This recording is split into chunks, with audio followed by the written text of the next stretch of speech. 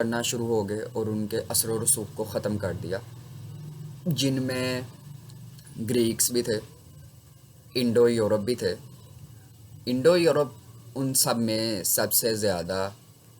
अहमियत के हामिल थे। इंडो यूरोप दोस्तों बेसिकली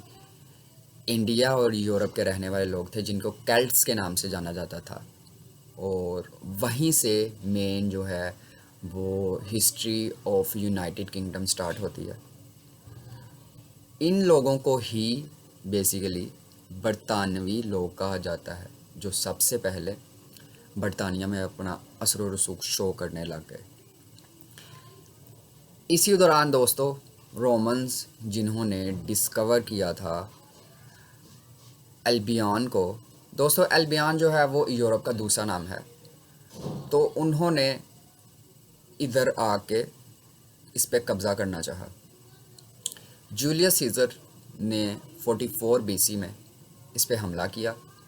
लेकिन वो केल्ट्स जो कि बहुत ज़्यादा ताकतवर हो गए थे और उनका असर व रसूख काफ़ी था,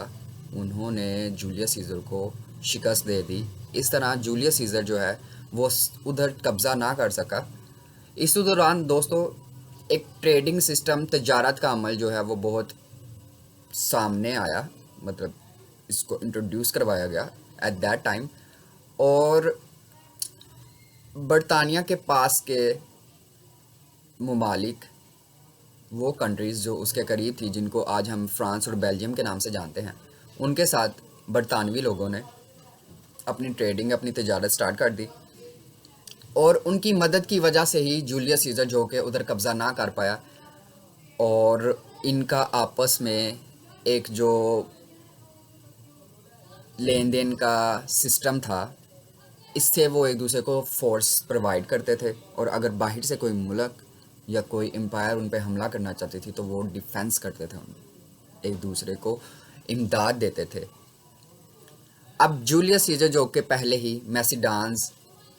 और दूसरे सीरिया वगैरह पे हमला करके उधर अपनी हुकूमत बना चुका था,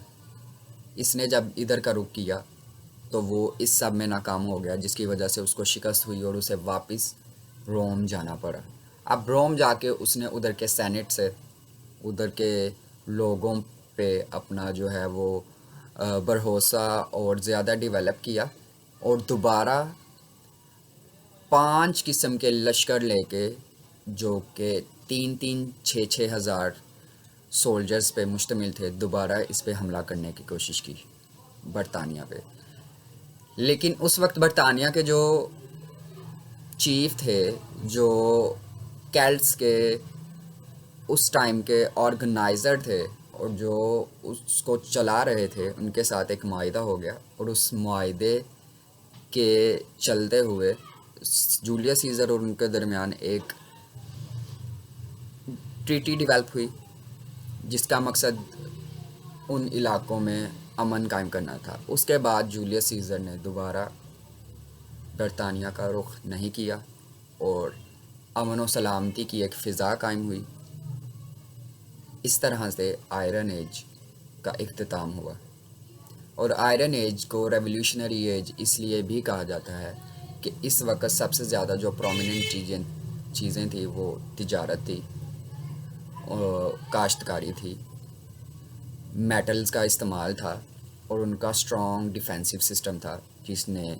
आयरन एज को एक रेवोल्यूशनरी एज बरतानिया के लिए साबित किया।